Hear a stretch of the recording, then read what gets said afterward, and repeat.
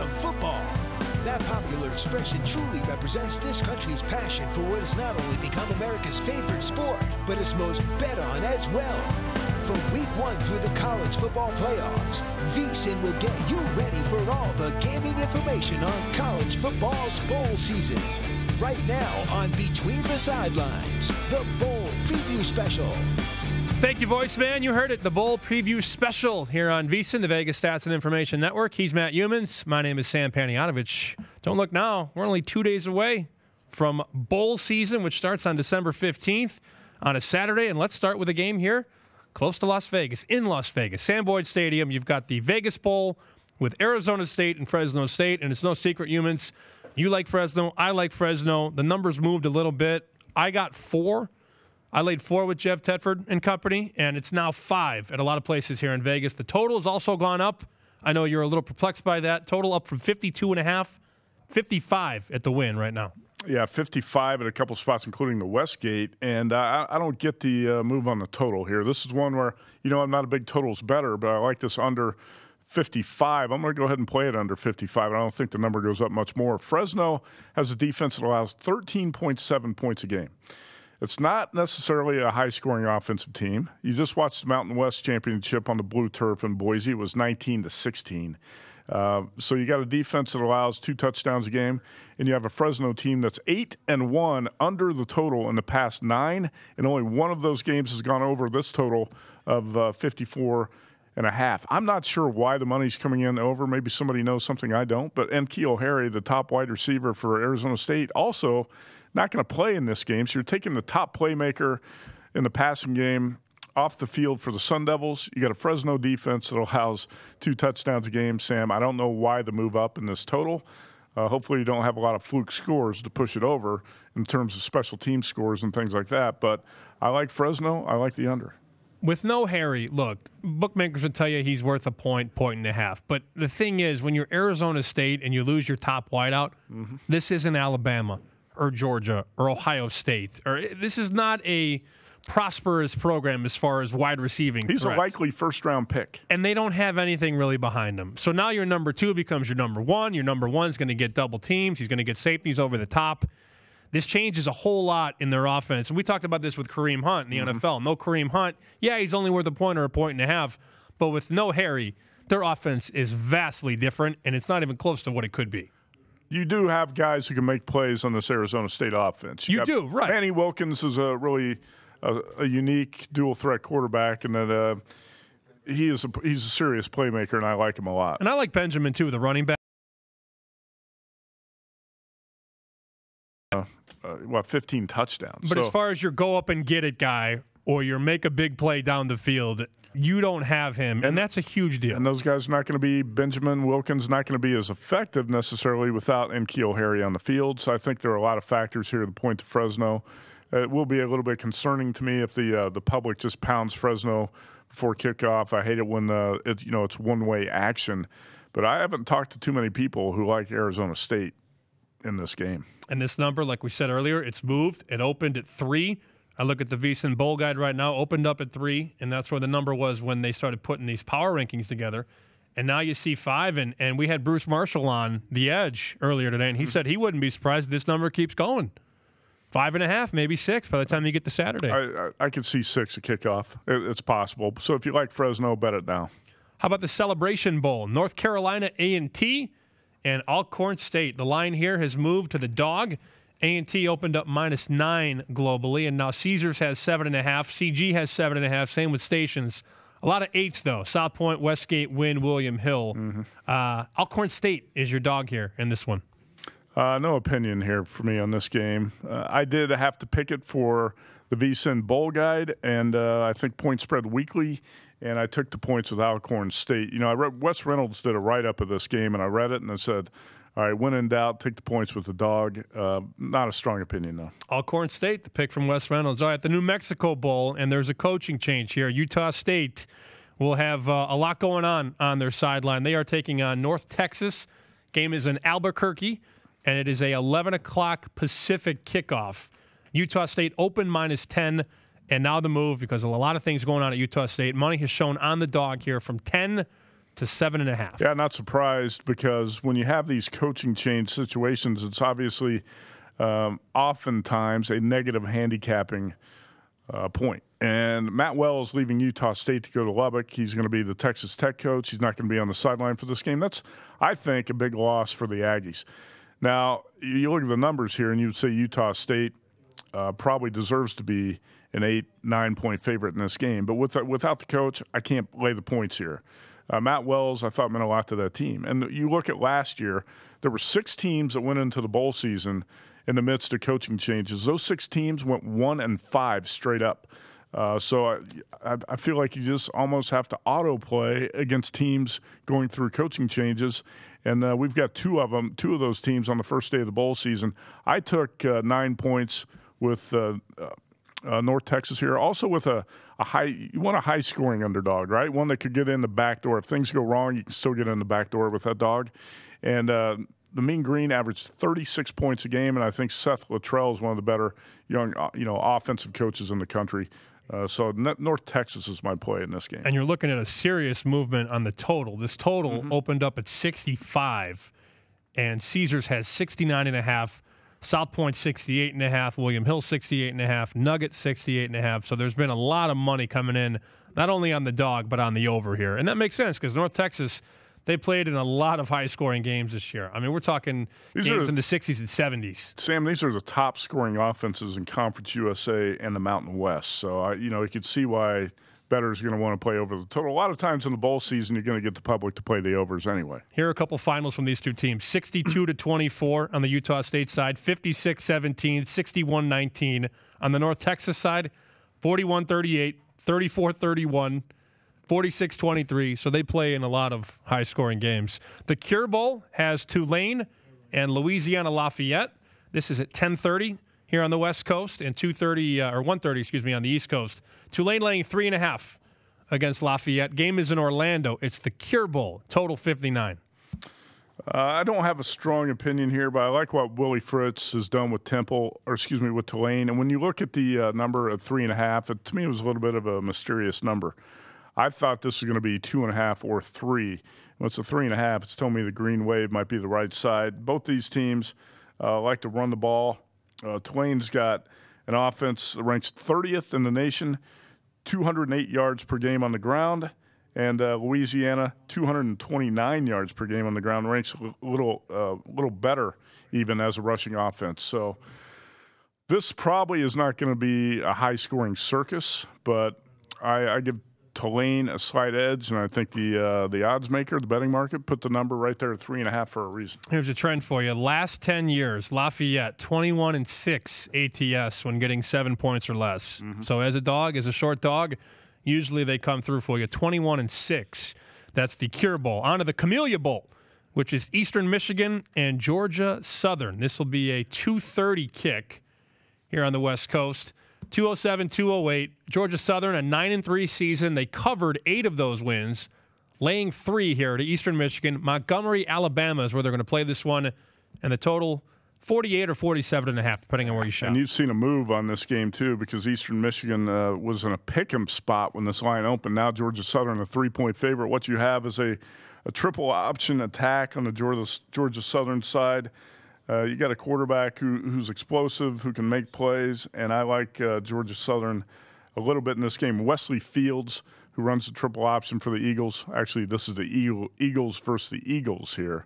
But the Georgia Southern side with the triple option, Wesley Fields, I think a little more explosive than Eastern Michigan, which has a good defense, Sam, but the weakness of the Eastern Michigan defense, stopping the run, and that's going to be a problem. Eastern Michigan allows 194 yards per game on the ground. Georgia Southern just happens to be rushing for 262 per game, and I think that's why you've seen the money on Georgia Southern. In this next game, I certainly like the under. I liked it a whole lot more on Monday when we talked to Andy Iskoe from thelogicalapproach.com. I looked at it then. He said it. I bet it. I went under 50.5, and that was the line on Monday. That was your total. This total is now 47.5 at the Westgate. I think it's amazing how Andy Iskoe and Sam Panayotovich can move the betting markets. I did not move anything. I promise you that. He moved the betting markets. I just followed. But I did look at what Middle Tennessee has been unable to do this year, and that's run the football. They're a very pass-heavy offense, but App State has been really good against the pass. So you look at some of these finals, too. I mean, App State has held teams. Look at their schedule. I mean, they've had games where they've held teams to 7, 9, 13, 17. App State's far better defensive team. If you break this down by the numbers, you're going to say play App State, 6.5, 7-point favorite. I actually, again, will play against a team facing a coaching change and a transition here. Scott Satterfield going to Louisville, leaving App State for Louisville. So, the interim coach of the Mountaineers has been informed that he will not be getting the head coaching job. And that's not something you want to tell the guy before the bowl game. That's just another negative spot here for the favorite. And, Middle Tennessee does have some offensive capability. Not a great defensive team, but I think with the negatives on the sideline for App State with the coach leaving again, like I said, it's almost an auto play for me. I didn't bet this game. This is just a bowl pick that I made with Middle Tennessee catching the points here. I don't feel that strongly about it. But I think you have to play against the teams with the coaching changes in December. Yeah, I still think defensively, I don't think defense is going to take a day off in this bowl game. I think they may be a little sluggish on offense. I just think defense never takes days off. And you look at their last 5 games, 5 of the last tilts, 4 went under. Yeah. The only over was because they scored 45 by themselves. They held that opponent to 17. But their last 5 games, 7, 7, 17, 10, and 19. I understand. I said when you look at the numbers, it's hard to say I'm going to make a case for Middle Tennessee. Right. But I'm playing against App State because of the coaching change, and that's about the best reason I can find. All right, we'll come back. Kelly has actually covered a lot of Boca Raton Bowls, so we'll see if Kelly has any sorcery or some magic dust for these bowl games in Boca Raton. That's UAB, Northern Illinois. A couple other bowl games to get to, and Chuck Esposito will join the show at 2:30 from Station Casinos. You should also know that the VSiN Bowl Guide is out right now, and you can check this out, VSiN.com/subscribe. Stats, trends, picks, analysis, best bets for every single game on the bowl schedule. VSiN.com/subscribe. I know you're in a college football playoff pool. I know you're in a bowl season confidence pool or whatever. This is your homework for it. VSiN.com/subscribe. The second annual VSiN Bowl Guide. If you order now, it's $19.99. Jam-packed. Almost 100 pages. I read through it the other day. So much information. Check it out, VSiN.com/subscribe. We'll come back, get to more bowl games here on Between the Sidelines. This is Between the Sidelines, the daily football show that gets you ready for all the action. You can listen to VSiN on SiriusXM Channel 204. Watch us online at VSiN.com and follow us on Twitter at VSiN Live.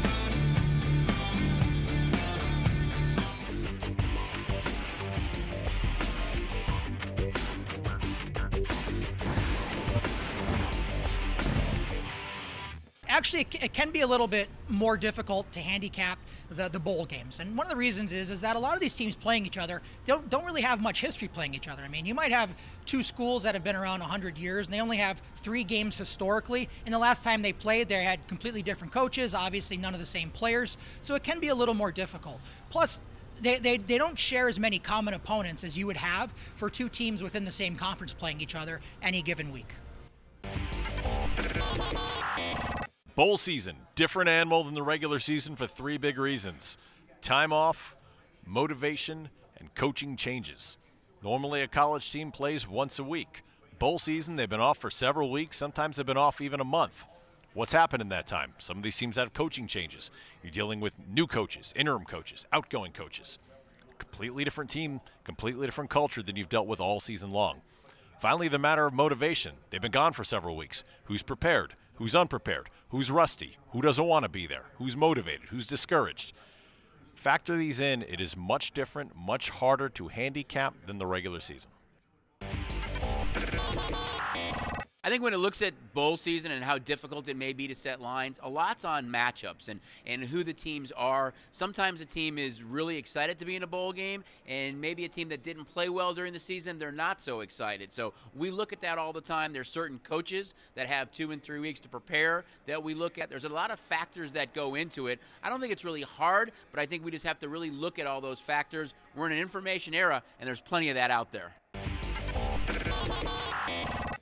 college football bowl games really aren't that hard to, really in a sense, put a number to, only because you have so much time from when the season ends to actually when the game is. Now, naturally, between that time, you're obviously a little careful of understanding what can happen with the schoolwork. Why would I say that, Jimmy? There's been a lot of kids with their midterms who don't pass the test, then are ineligible for the bowl game. It's happened quite a few times. It's something you really look forward to. But on the other hand, it's really not as hard as people make it out to be, only because of the time lapse from end of season to the bowl game itself.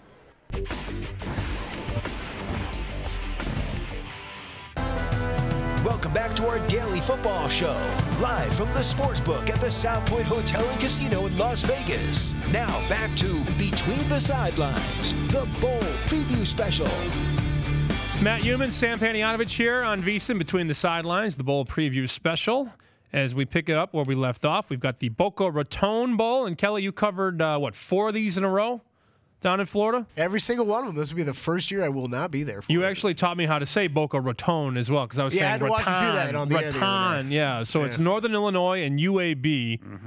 And the Huskies here are the dog. Of course, UAB opened up -1, got the 2.5, and that'll be the case when you have a 10-3 team that has a lot of speed. Pretty good defense, though, as well. And this is one of your lower totals, Humans, in the bowl games. Opened at 44. Now it's 43 at the win. 43 at Caesars, 43.5 at the South Point. So money on the under, and so far money coming in on the Blazers of UAB. Did you notice today Kelly got some camera time, so for the first time this week he combed his hair. Did you see that? Usually he looks fresh on the weekends. Him and I ride we ride together on the weekends. Yeah, thanks, Sam. Sheesh. I always comb my hair. I don't know what you do when you're not here. Do you just like sleep upside down like all week? Because we don't see you until the weekend. Yeah, Sam envisions I'm in a bat cave somewhere apparently during the week. Sleeping upside down. I like the Huskies here. Well, the Huskies paid you off in the MAC championship game with that comeback. Rocking chair. That was right? that was never in doubt, that game. Right. Well, you got paid off by the Huskies. You're going to stick with the team, right? I just like their defense a whole lot. Excellent defensive team. I go back to that game where the Huskies went to Provo and totally shut down the BYU offense. Remember they played Iowa, and in the third quarter in Kinnick Stadium, they were down 3-0. I lean Northern Illinois with its defense, but this is not one of my top 10 bowl plays, so I will defer to you and Mr. Boca Raton Bowl. Kelly over here, you guys can make the pick. I'm going to go with NIU as well. I mean, This is the first team to make a second appearance in the Boca Raton Bowl, so they've got a little bit of experience in all the shenanigans that are going down in Boca leading up to this game. A lot of shuffleboard down there. They're putting them up at the PGA National, the Boca Resort. These guys are getting 5-star treatment down there this upcoming week. So NIU, a little experience down there. They won't get too distracted, I think, by the days at the beach and stuff like that these teams get to experience. But what's really cool about this game is 4 out of the 5 years now, including this year, it is the only game outside of the college football playoff games that include 2 conference champions. Mm-hmm. So that's one that they've really been able to build a staple on as they've built this game up over the years. So should be another interesting one. We've had some thrillers in the past. We'll see how this one works out this year. So Northern is holding teams on the ground, Matt, to less than 3 yards per carry. And they also lead the nation in sacks. You would not think that when you think of Northern Illinois. You think, oh, okay, they're good in the MAC and they hold their own. And I'll tell you what, that Buffalo game, I watched every play of that game. You're totally right. Got lucky to cover it. But there's no Tyree Jackson on the field for UAB. Right. I mean, Tyree Jackson at 6'6", 240, 250 was making plays. He's a better quarterback than what they have at UAB, in my opinion. So Northern, they've already played a team very similar to Buffalo here. I think the blueprint for Buffalo is the same blueprint for UAB.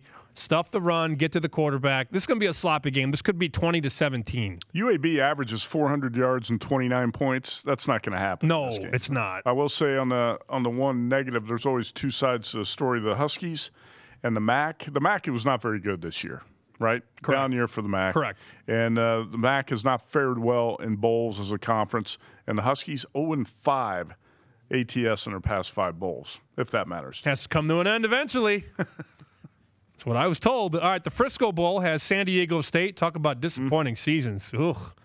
San Diego State taking on Ohio in this game. This will be on Wednesday, December 19th in Frisco, Texas. Tough year for the Tex. 7-5. Look at that ATS number. Played 11 games, with a number and only covered 3. Total 54 I wrote and a this half. game up for the VSiN Bowl Guide. This is one of the games I wrote, San Diego State and Ohio. And the Bobcats, much more dynamic offensively. They average 471 yards and 41.2 points a game. On the flip side with the Aztecs, you have quarterbacks who have combined to throw for 14 touchdowns in 12 games. That's meager production out of the Aztecs passing game. Christian Chapman and Ryan Agnew. When you look at the Ohio offense with Nathan Rourke, he's got a combined 35 touchdowns, 22 passing, 13 rushing. He's got playmakers. Poppy White is one of the better wideouts in the MAC. Love that name. Poppy White. You know what? That would have been a great name for you. Poppy Panayotovich. Yes. Huh? How about that? Yes. Could that be your nickname from now? No. Rocky Long, a big disappointment. Now, this guy's a hell of a coach. He usually wins games with defense and the running attack. San Diego State lost as a 24-point home favorite to UNLV and an 18-point home favorite to Hawaii. Late in the season, this team really limped to the finish line. I lean Ohio, but this is one of those games that's going to test the MAC because we said it's a down year. The conference is weak. If Ohio's legit, I think the Bobcats be a decent bet here, laying the 3 against the San Diego State team that really can't do much at all offensively. But this is going to tell us, I think this game will tell us if the MAC is that bad. Yeah, we'll see. And they're favored in this game. Ohio -3. I did look at the bowl guide. Wes Reynolds has San Diego State. Stone took the under, which has moved down a little bit too. Paul Stone went under 54.5 down to 54. I almost played Ohio as one of my best bets. I know there's some sharp money on the San Diego State side. I just don't like the Aztecs. They were 1-6, Sam. 1-6 ATS since mid-October. Usually bad seasons don't get better with San Diego State.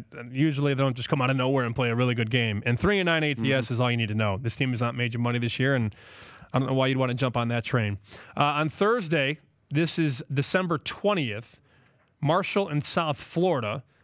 The bowl game is the Gasparilla Bowl, and this is a home game for USF. You'd think, USF will be favored. No, they're not, because they started 7-0 and then completely fell apart. 0-5 their last 5. 1-5 ATS in this building. Right. So 1-5 ATS at Raymond James. They don't play well at home. They haven't all season, and that's why they're a dog here to Marshall, who has a head coach in Holiday, 5-0 all-time in bowl games. So he knows how to win when you get to bowl season. Marshall laying 2.5 here. Doc Holliday is a pretty good bowl coach. I think when you look at Charlie Strong, we talked to Bruce Marshall at the Gold Sheet, and he said Charlie Strong is steering this program into the ditch at USF, and nobody was really fooled. The betting markets were not fooled by USF's 7-0 start. I think the 0-5 finish is a little bit surprising that they actually lost out after that 7-0 start. But the markets have not respected South Florida pretty much at all this season, and you're seeing the same thing here in the bowl game. And Blake Barnett, you'll have to pay attention to this. USF quarterback, he's dealing with a bad shoulder. Alabama and Arizona State transfer Blake Barnett. He got around, huh? Yeah. He got around. Nothing wrong with that, but he certainly played in a couple programs here. Also has a bad ankle, so a shoulder and an ankle injury. We say all the time we talk all the time, I guess, about motivation and how tough it is to gauge it. We think we know this team is showing up. We think that team won't show up. We read through quotes from players and coaches, but USF, after starting 7-0 and finishing 0-5, are they gonna even care about being here? They don't even get to travel. It's a home game, all right? You don't even get to go anywhere. Yeah, you would think, you look at this and say you get a home field advantage with South Florida, but a lot of times but you don't. Players are going to be distracted at home, and a lot of times when you go to a bowl, you want to go somewhere as a player, right? You don't want to stay home for your bowl game. I think they could be flat. Yeah, I would agree with that, and I'm going to pick Marshall for sure. I think they're going to win this game, and I wonder if Barnett doesn't play, is anybody going to be able to come in and pick up the slack here? That's not a side I'd be on, though. I don't want to be on South Florida. Yeah, you often see, especially in South Florida, a lot of those teams get stuck playing right. So often you do not see those teams able to get up for that game, especially when you've got a team coming into town that's excited to be there, excited to be playing in a bowl game. Gasparilla is another word we had to work on, Sam, and this was the best name of any bowl game. I mean, it's named after a mythological Spanish pirate. So, I mean, it doesn't get much better and you than also, that. that's a good point, Kelly. And you also have Doc Holliday coaching in this game. In our bowl guide, we call him John Holliday. He's known as Doc Holliday, the same name as the legendary American gambler, gunfighter, and friend of Wyatt Earp. There you go. So a lot of history in this game, Right. Sam. Okay. All right. I still think Marshall's going to show up, but I don't think South Florida is. That's the point. And Bruce Marshall, again, to repeat what he said, Charlie Strong is driving this program into a ditch. Doc Holliday also loves coming down to South Florida to recruit. He kills in recruiting down there. He's 5-0 all-time in bowl games. The Bahamas Bowl. I don't think we've talked enough about the MAC. We already talked about Northern Illinois. We talked about Ohio. How about Toledo? There's another MAC team taking on Florida International. And I was talking with Johnny Murray. I know some people took the 6 over at the Westgate with FIU. So they did move it down to 5.5 there. A lot of 6s, though, in town. Toledo -6. The game is in Nassau. Total pretty high, 68 in this one. You look at BYU's season, and I go back to that Northern Illinois game. 7-6 was Wait, the we're score. talking FIU. Huh? FIU Toledo. FIU Toledo. I thought we were talking BYU Western Michigan. We'll get there. All right. You got excited. I skipped one game ahead. It's okay. My bad. Actually, Toledo, I think laying maybe a little too many points here. Once again, it's a MAC team. We said it's a down year for the MAC. How weak is this conference? I actually kind of like Butch Davis getting the 6 here in the Bahamas. I lean that direction. FIU's been a money-making team this season, Sam. 8-2 against the number. Had that really bad game against Florida Atlantic, but otherwise this team's been solid. Yeah, actually it finished 9-3 ATS. 9-3 Yeah, ATS. that graphic's off. 9-3 ATS. That's one of your best cover teams all season long. And Butch Davis, he wants to finish this off. I know he's thinking outright. He's thinking they're going to win this football game. Toledo had a lot of really good spots this year to sort of separate themselves from the pack, but they went on the road to Fresno. I remember I watched that game here at the South Point. They lost that game 49-27. They had another loss against Buffalo, 31-17. They lost at Northern, 38-15. So every time they started to peak, they would drop off, and that's the definition, right? That's inconsistency. They were 6-6 this year. Also think the over might be a play in this game. Wes Reynolds wrote this up for the bowl guide, I believe. And when you take a look at these two teams, Toledo scores 41.1 a game. 41.1 points a game, allows 30 points a game. FIU scores 34.6 a game and allows 25 per game. And you've seen this total been bet up a couple points, and I think the over is going to be a popular play. Yeah, so 6-6 Toledo finished against the number. They were 7-5 straight up. That's the Bahamas Bowl. And the last game to touch on here, Chuck Esposito will join us in a couple of moments here from Station Casinos. You've got the Idaho Potato Bowl. Here we go. There's BYU. Now I can talk about BYU. You can talk BYU, Western Mich. That first meeting, I remember Brent Musburger came in the studio that week and said somebody tipped him off that maybe BYU would be a good play against Northern Illinois. It turned out to be a dud that week. BYU was a 7-point favorite and lost that game at home 7-6. And that really, I think more than anything, that it wasn't a knock against BYU. That kind of showed you how good that Northern Illinois defense was, right? But this number, I've heard a lot of sharp bettors say, wow, 12 seems like a big number. Seems like too many points for BYU. No, now it's 13. Now it's up to 13. Once again, We're going to test the strength of the MAC, right? In a lot of these games, we're going to find out if the MAC is as bad as people think. This is not the bowl preview special. This is the MAC special. Seems like it, yeah. A lot of MAC games going on. And you mentioned the line move, of course, opened up at 12, got to 12.5, and got to 13. It's a lot of points for them to lay, but the market is saying the money's coming in on BYU. You also look at the under trends for BYU. This is a team that played a lot of games under the total. They finished up 3-9, actually, under this year in all of their games. And Kalani Sitake took care of business at the window. They finished 8-4 ATS.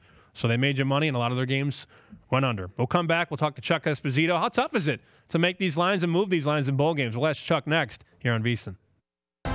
This is Between the Sidelines, the daily football show that gets you ready for all the action. You can listen to VSiN on SiriusXM Channel 204. Watch us online at VSiN.com and follow us on Twitter at VSiN Live.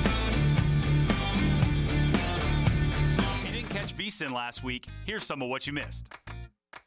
But the other thing is, and you were talking about it before we went on, Raiders plus 550 on the money line. Exactly. You want to go ahead and put a little on the side, just aside from taking the points. Right. That's very, very tempting. Now, listen, obviously everybody knows I'm a little bit biased, but I have not pushed anybody in that direction all year. No, did I intend to, but I said, wait a minute, that's an inflated number without James Conner. That's one that's going to get corrected as the week moves on. And the Raiders were impressive last week. I have to tell you, the Chiefs, we know, are a Super Bowl contender, but they were good, and they didn't yield until the fourth quarter. Where they at on the Warriors now? They moved that because they get a lot of Warriors. They're 170 now. The yes/no. Think about that. File that one away. December 4th. Talk to me in May. December 4th. The Warriors are available minus 170 to win the title. Okay. Cousins is coming back. Schedule's getting easy. Where do you think it goes? They have $3. Oh, they're gonna rip off a long win. They're gonna rip off like it feels like 15-1 coming here.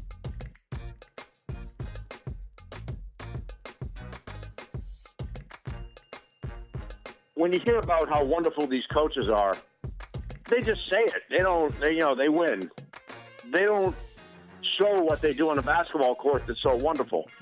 Do you ever see them diagram a Coach K play or show something terrific he did on defense that changed the game? The answer is no, because that won't happen. He's not a very good coach. He's a good CEO. That's the way someone described me once. And, I think that's like perfect.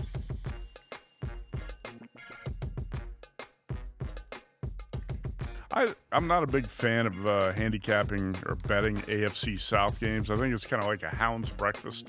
Just a bunch of crap thrown into a bowl, and you don't know what you're going to get from one week to the next. That's right. Huh? It's a tough division. Yeah. They play each other very close almost every single time. And then and then the Titans, the Texans have won 9 in a row. But I mean, we've talked about it over and over how lucky they've been during this 9-game win streak. You have to give them credit for winning the close games. Yep. But it's not like the Titans are a dominant team. Yeah, and Texan.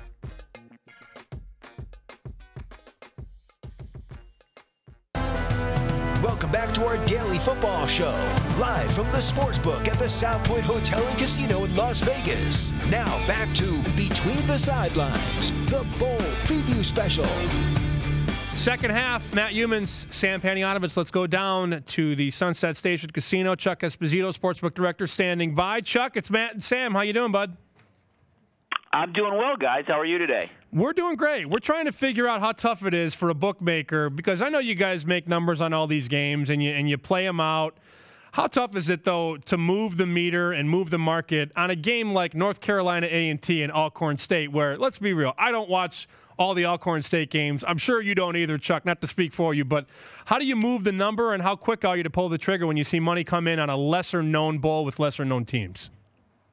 You're right. It's not like I've watched every North Carolina A&T game. I think we're going to move it a lot quicker on some of these games just because of the lack of knowledge. However, we are in an information era. There's so much information out there, guys, on these two schools and all the schools that are participating in bowl games that we had to do our homework as well. But we are going to move the numbers a lot quicker. It's not like one of the playoff games where you're taking large bets and you don't want to move off a key number. In this particular case, we're going to move this game much, much faster. Hey, Chuck. Vinny Maiulo here at VSiN said the playoff games are going to draw a handle comparable to NFL playoff games.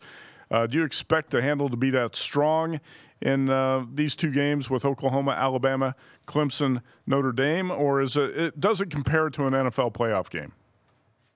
I think it does, Matt. Yeah. The way that they fall on a, in an individual date, late in December like that they're going to be the focal point of those days, and we are going to have a tremendous handle. I think it's because of the teams. When you look at Bama and Clemson on a collision course again, and you look at how well Oklahoma played and the way they put points on the board, and then you've got Notre Dame, who's arguably one of the more popular college football teams out there that everyone likes to wager on. I think we will have a tremendous handle on these two games, similar to what you would see on an opening round or or so NFL playoff game. Not so much the NFL championship games, but I think the wild card round, you can make that comparison absolutely. Okay, how about the 39 bowls in the entire bowl season? How is the handle? I know you're going to have a couple bowls that are lightly bet, and you're the type of guy, Chuck, I'm sure loves the bowl season. But as a bookmaker, how is the handle for all 39 games? Steady? Is it strong? How is it? I think it's a combination, Matt. You're right. I do love it because there's so many nights now that you have a bowl game going on or you have multiple primetime games going on that just add to the interest, add to the handle, especially with guests who have the mobile app industry-wide. It's so convenient for them. But you're going to see some games. I think like this Saturday, I think the game that's going to clearly be bet the heaviest is the Las Vegas Bowl, not just because it's here, but because of the matchup between Arizona State and Fresno State. And so when you have some of these good matchups, I think they are going to generate tremendous handle. Some people do think that maybe there's too many bowl games. It gets a little diluted. But again, for us, with almost every game on TV and on a where you can watch them at home and the convenience of the mobile app, I think you've just added to the interest and added to the overall handle on these games throughout the Valley. Right. And you spread these out early in the season. You got a standalone on the 18th, a standalone on the 19th, a standalone on the 20th. I know people don't want more and more bowl games, but Chuck, I mean, you guys would take 50 before you take 30 games, right? More money. I absolutely would. We talk about it with the games from London. I mean, I'm fine with having a game at 6 o'clock in the morning our time to kick it off. It's drawing people in earlier. It's creating more volume. When you've got the first Monday night with the Monday night doubleheader, I'm good with that as well. I wouldn't care if every Monday was a Monday night pro football doubleheader. So you're absolutely right, guys. The more individual primetime games like that are out there do draw more handle. What happens when somebody walks up to your window and they want to see Chuck Esposito and they say, all right, I want to throw 30 large on the Celebration Bowl. What is that? What do you do when you get something like that where you probably don't even have that much already wagered on the game? I welcome 30 grocery dollars any time on a Celebration Bowl. Now, it just depends on each game, guys. We do have set limits. It's knowing who the guests are, seeing what the number is. We're going to evaluate each one individually, but we do have set limits on those. And of course, the limits for the playoff games and the games on the 30th, 31st, and 1st are going to be much higher as we move along than some of these opening round bowl games. I think what Sam's trying to tell you, Chuck, is he wants to bet 30,000. He's been watching tape of North Carolina A&T. I know what he's trying to tell me. I want the money line, though. I want the Alcorn State money line. I'm going to roll it. In that case, I might have to pick you up. I'll send a car to pick you up, Sam. No worry. I will not be doing that. All right, let's break down the first day of bowl action, Sammy. All right, let's start with Arizona State and Fresno, Chuck. You guys have moved this number up to 5. A lot of sharp bettors like Fresno in the early going, and now with the news that Harry's not going to play, the ASU stud receiver, you guys had to move it, probably move it pretty quickly. We did, Sam. I think early on, actually, we saw some Arizona State money. We were at 4.5. The number came down to 4. It has since gone back up to 5, and I think a lot of that's Harry. I mean, he's arguably one of the two best wide receivers in the country right now. I wish he was playing in this game. I love about this matchup is that you've got Tedford coming off the back-to-back double-digit win seasons against Herm Edwards. And, for what Herm has accomplished in his first year there, they're 7-5. They weren't great on the road, but I think they're going to get a good following here. I think this game will generate a tremendous handle. I think we'll end up needing Arizona State by the time this game kicks off. I wish Harry was playing, but I do think the game's on the 15th. This will clearly generate the largest handle industry-wide. All right, I lean Fresno State, and I like the under 55. Sam, you have a play on this game? I laid 3.5 with Fresno. With Fresno? It's a good number. Jeff Tedford. Really good number. Chuck, we can't say enough about the job Jeff Tedford's done at Fresno. That team was 1-11. When he took over. His first 2 years, he is 21-6. That's a remarkable turnaround in a short amount of time at Fresno State. And took over hot garbage, Chuck. I mean, they were awful. A one-win team. Oh, I think he's done an unbelievable job. Yeah. You can just tell, I mean, what he brought to that team and the confidence level and how he changed that offense. And I like this matchup. I mean, I think a lot of people were a little suspect when Herm Edwards got the job at Arizona State, how long he had been away from the collegiate game. But I think he's done a terrific job. He surrounded himself with good coordinators and assistant coaches, and I think they're a fun team to watch. Again, I know I've said it a few times. I wish Harry was playing in this game because watching a few Arizona State games, he's He's definitely a game changer, and he's one of those guys that I think will potentially be really good at the next level. It's just a shame that not just Arizona State, but you've got a number of schools that are missing some top caliber kids who are moving on to the NFL and won't be participating in some of the bowl games. All right, let's look at some more bowl games on Saturday, Chuck. And next one I want to go to is the New Mexico Bowl. You have Utah State without its coach, Matt Wells. He's going to Texas Tech. This number's dropped from 10 to 7. North Texas, a popular dog here, Chuck. What have you seen in terms of betting action on this game? And do you think 7.5 is where this number will close? I think it may tick up a little bit, Matt. They brought back a coach who was there before. So, I mean, there is some history there. And you're right. I think early on you heard reports that the team was kind of practicing themselves. And I think that was the early reason why the number started to drop a little bit. But I think it'll start to tick back up a little bit by kickoff. I don't think it'll go to 7. I think there's a better chance to go to 8 or higher by the time this kicks off around 11 a.m. on Saturday. So, Chuck, Matt brings up a bowl, the New Mexico Bowl, with a coaching change. I've got another one for you. This is the New Orleans Bowl with Appalachian State and Middle Tennessee. And this number has started to move a little bit. We saw some 6.5s early this morning, a lot of 7s still around town. You've seen a lot of bowl games. Usually, how do you approach games when a coach is leaving a program? Scott Satterfield leaving App State, going to Louisville. Do you hate to lay points with teams without coaches? How do you view the vacancies, and how do you cap those in bowl season? Personally, I do. I think you're looking at it depending on what the school is and who the coach is. You look at Appy that's 10-2 this year and what he's brought to that program.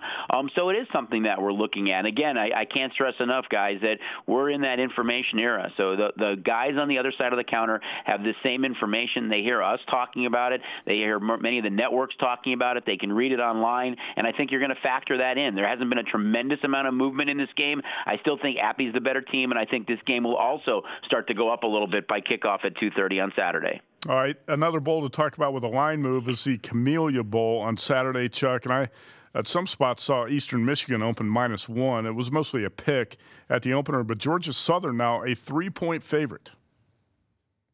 Yeah, I was a little surprised that it was that dramatic of a move. I thought Eastern Michigan had kind of an up-and-down season. They were 7-5. Georgia Southern was 9-3. I think you're going to see this game, Matt, start to come back down a little bit by the time they kick off on Saturday.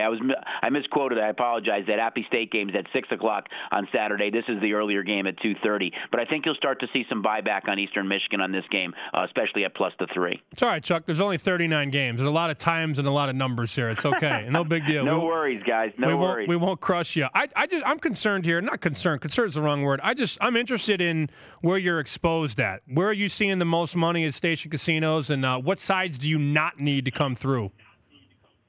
You know, guys, we're going to see the bulk of the action, I think, on all these bowl games as it gets closer and closer to kickoff. It's hard to say. I mean, on the two big games, I mean, we've clearly seen some favorite play on both Alabama and Clemson in those two games. I think, major question mark with Oklahoma about the wide receiver. Will he play or not? I think that's a big part of it. And I think you look at Oklahoma, the fact that the Big 12, nobody plays defense. What are they going to do against this team who plays some defense and can put points on the board?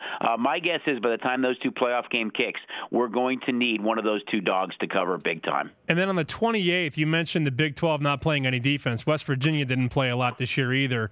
Do you think Cuse might end up as the favorite? I mean, we're a couple weeks out here, but no Will Grier, and we saw what the Mountaineers did last year in the bowl game without Grier. They got crushed. Cuse right now +1 at the South Point, 1.5 at your shop stations. Would Cuse close the favorite, maybe? I think you're right, Sam. We talked about that after, we started moving the game down. I mean, of course, we opened the game around a touchdown. You saw considerable action on Syracuse early on. Then you heard that Will Grier was going to skip this game. It ticked down some more. We talked about that. It wouldn't surprise me at all to see Syracuse close the favorite in this game just because of what Will Grier meant to that program. I mean, both teams top 20, Syracuse at 9-3, West Virginia 8-3, but I think there's a real possibility that the Orange do go off the favorite in this game. All right, Chuck Esposito, Sunset Station Sportsbook Director. And Chuck, talk about a couple of the bowls that you find outside of the playoffs, a couple of the matchups that you find most intriguing in the bowl season, or maybe a couple plays that you like in the bowl season. I think one of the games I really like, Matt, is the Florida-Michigan game.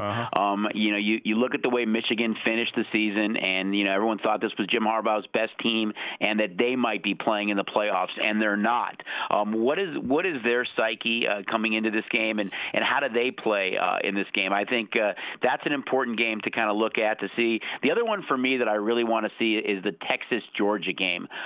Georgia playing so well against Alabama in the conference championship game, then not being one of the 4 teams that was in, playing a Texas team at 9-4 that is playing for everything. That program is turned around. How motivated is Georgia as that number continues to creep up a little bit? I think there is some value with Texas there. And then the Washington-Ohio State game. I know the number keeps going up with all the chatter about Urban Meyer in his last game, but the coach on the other side of the field isn't too shabby. That team was 10-3. I think as this number continues to tick up, if it gets close to a touchdown, I think there's tremendous value on Washington as well. It's interesting you say that, Chuck, and I'm with you on both Texas, Georgia, and on Michigan, Florida. I'm a little skeptical, and I'm in no rush to lay points with either of those teams, with Harbaugh or with Georgia and Kirby Smart. Yet, hey, the bettors tell the story, right? You guys opened Georgia -10. Now they're 12. You opened Michigan at 6. Now they're 7.5. So the bettors, they don't seem to be worried so far.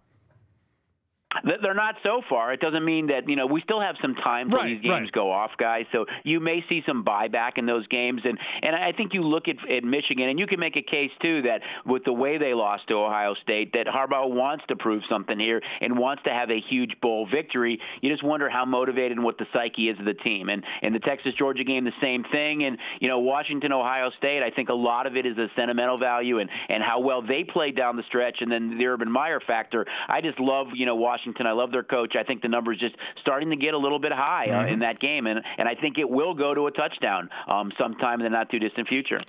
All right, Chuck. I'm with you on that one as well. And if you think to the last bowl season, the Big Ten almost ran the table and would have had a perfect bowl season if not for Michigan blowing a fourth-quarter lead and losing to South Carolina. The 2 playoff games, Chuck, let's talk about them. Marquise Brown, the top wide receiver for the Sooners, Hollywood Brown, questionable. We saw Kyler Murray steal the Heisman from Tua, and right now Alabama a 14-point favorite. The total anywhere from 79 to 81 in this game. What do you expect to see, and do you think that Heisman situation is going to be a little bit more fuel for the Tide? I would think so, guys. I really thought Tua was going to win it. I mean, it's hard to penalize a guy who doesn't play at all in the fourth quarter because the team is so good and so dominant, taking nothing away from Murray. I thought he had a phenomenal season. But, again, that conference doesn't play a whole lot of defense. And I think if you were to put him in the same conference as Alabama and having to play that same schedule, I think statistically it would have been much different. So I think there is a little bit of motivation factor here. I think Alabama, just on both sides of the ball, is so much better. It may go above 14. It's hard to say at this point. It's just crept up slightly. But I think that is a little motivation for Alabama and the Tide, my opinion. This total kills me. 81.5 at the Westgate. And I tell you what, humans, I'm not going under. That's for sure. No. I'm not going under. Alabama could score 56 points here, Chuck. I wouldn't be stunned. The Sooners are going to have a tough time getting stops against the Alabama offense. That's what I think, Chuck. How about you? I agree, Matt. Again, that conference doesn't play a whole lot of defense. We know they can score a lot, and I think with that, you're going to see a lot of points. However, it is Alabama. I mean, I could see them with a big lead, taking the air out a little bit, being able to run the ball and just methodically go down the field, because I don't think Oklahoma gets a lot of stops. Yet it's a big number. Murray's the Heisman Trophy winner. We know they can score. It's just, can they score enough against Alabama's defense to keep it within that number? Last thing I've got for you, Chuck. Notre Dame, I imagine you're going to see some money line bets on the Irish here as we get closer to kickoff. That's the 29th of December, the Cotton Bowl. And you look at where the money line is in this game as compared to the other game. So Bama laying minus 550 on the money line, OU plus 425. This money line, of course, the spread's a little lower, but the money line, Clemson minus 440, Irish plus 340. I think you'll probably get more money on the Irish. You'll probably get hit a little bit on the money line, right? I couldn't agree more with you, Sam. I think I mentioned it earlier, the sentimental factor of Notre Dame and their popularity. But I think you look at strength of schedule coming into this game. The fact that it is at AT&T Stadium on that carpet really favors the speed of Clemson. I know it's a big number. I just think Clemson is the far superior team here on both sides of the ball. I think Notre Dame's going to have to play a perfect game to keep it within this number. And I think this number will most certainly start to tick up, even though there will be some Notre Dame action on the money line. Chuck, we go back to the BCS championship game where Alabama just embarrassed Notre Dame, and it was 28-0 at halftime. You kind of felt like the Tide could name the score that night. It finished up 42-14, but that was a lopsided fight, an unfair fight. Do you think this Notre Dame team can hang with teams the level of Clemson and Alabama? I guess, in other words, are the Fighting Irish legit in your mind? You know, Matt, a team goes 12-0, and they still have to win the games that they have to win. Some of the games that they were on their schedule, playing, at Boston College, playing at Southern Cal. I thought those were both some tougher tests. Syracuse game I thought would be a tougher test at Syracuse. They were able to win those games, but I still look at the strength of schedule and the way they played on both sides of the ball. And if you compare that to Clemson and Alabama, I think the other two schools are far superior. It doesn't mean in one game that anybody can't beat somebody, but I think that game is on the carpet. At that stadium, I think it's going to be awfully tough for Notre Dame to keep it close. Enjoy the weekend, Chuck. I know you'll be busy. Good luck to you guys, and good luck to your shop, Sunset Station Casino. All right. Thanks, you guys. Same. Chuck Esposito, he runs the race and sports over at the Sunset Station Casino. We'll come back. We'll look at the Cotton Bowl, the Orange Bowl, plus play action. Got some picks for you coming up. A lot of bowl games starting on Saturday. It's VSiN. This is Between the Sidelines, the daily football show that gets you ready for all the action. You can listen to VSiN on SiriusXM Channel 204. Watch us online at VSiN.com and follow us on Twitter at VSiN Live.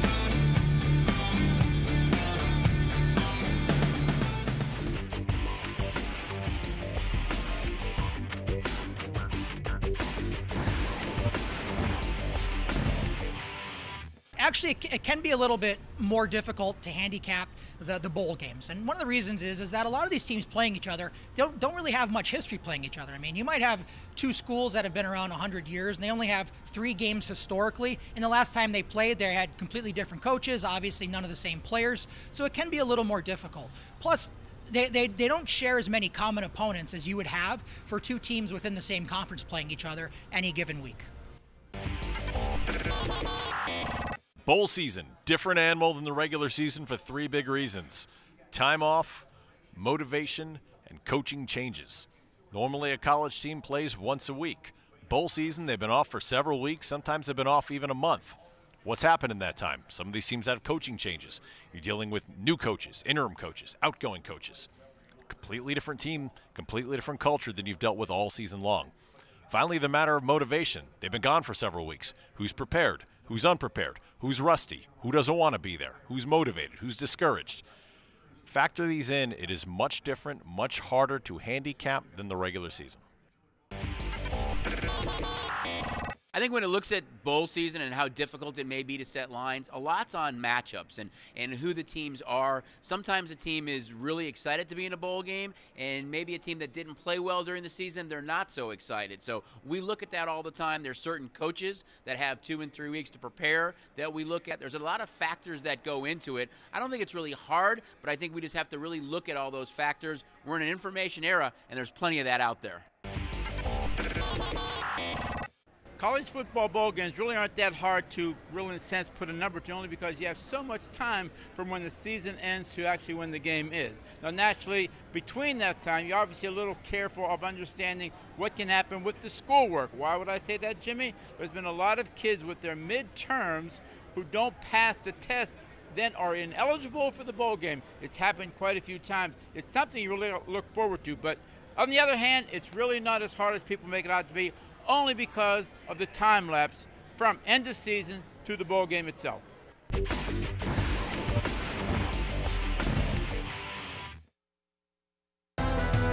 Welcome back to our daily football show, live from the Sportsbook at the South Point Hotel and Casino in Las Vegas. Now back to Between the Sidelines, the Bowl Preview Special.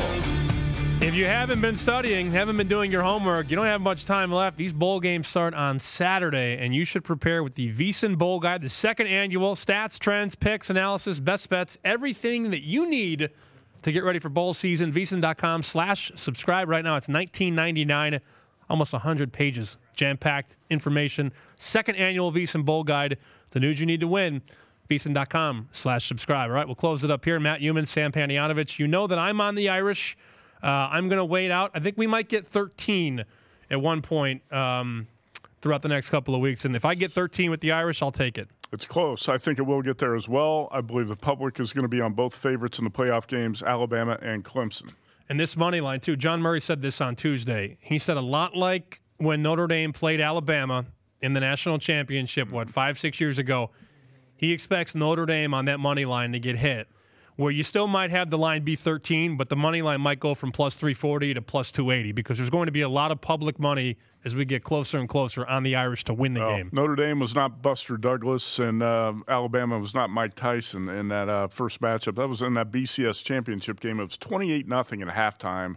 Notre Dame had no business being on the field with Bama that night. It was 42-14 final, but I really felt like the Tide could have named the score. I think this Notre Dame team is legit, though, and the Irish can hang with Clemson. I remember Barrett Jones, the center for Alabama in that game, coming off at the half saying they signed up for 4 quarters. Well, they're not here for 2, they're here for 4. Yeah, they put them away. The truth is Nick Saban took it easy on Notre Dame in the second half. Like I said, it was 28-0 at halftime and finished 42-14. That game could have been, that score could have been a lot uglier. And Alabama, Oklahoma, that number still hovering around 14. Golden Nugget, they just took a bet on Oklahoma, though. They dropped it to 13.5. I imagine that'll go right back because you're going to get more money on Alabama. Anybody sees a 13.5, they'll lay it. So Nugget just took a bet on the Sooners, but a lot of 14s across. I don't think the Sooners' defense is going to get many stops in this game, and if I had to play a side here, I would play Bama, lay the 14. And Brent Musburger wrote about this in the VSiN Bowl game. Bowl Guide. Welcome to the Alabama Invitational, right? Roll damn Tide. All right, play action. What do we got here? What are you firing? I got 4 plays. I'm going to play Fresno State -5, Arizona State, Fresno State under 55 in the Las Vegas Bowl, Louisiana Tech +1.5 in the Hawaii Bowl, and Wisconsin +4 against Miami in the Pinstripe Bowl. I'm going to roll my Husky winnings from the MAC Championship. Rocking chair, never in doubt. When they came back and beat Buffalo, I'm going to roll it on the Huskies here, and I'll take the 2.5. So that does it for us. Thanks for listening to the Bowl Preview Special. It's Between the Sidelines here on the Vegas Stats and Information Network. This is Between the Sidelines, the daily football show that gets you ready for all the action. You can listen to VSiN on SiriusXM Channel 204. Watch us online at VSiN.com and follow us on Twitter at VSiN Live. You can get stats, trends, and analysis for every bowl game in the second annual VSiN Bowl Guide, a special digital magazine from the Vegas Stats and Information Network. The VSiN Bowl Guide designed to improve your handicapping for the entire college football postseason. Our experts break down every single matchup, every one, offering 3 sets of power ratings and best bets from Matt Humans and Dave Tooley. The Bowl Guide was the first special betting guide we ever did, and we received tremendous feedback. And right now, the Bowl Guide at VSiN, $19.99.